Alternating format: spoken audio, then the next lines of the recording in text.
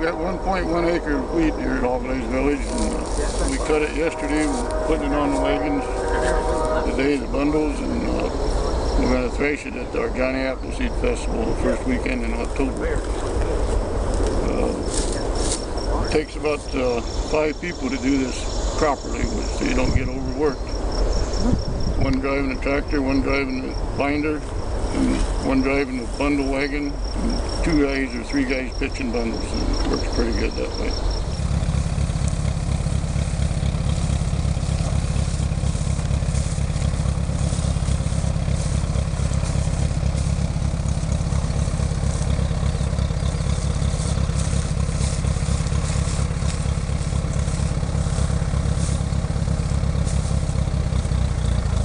Like I said, it cut her yesterday, and the reason we didn't pick it up yesterday, it was still on the damp side.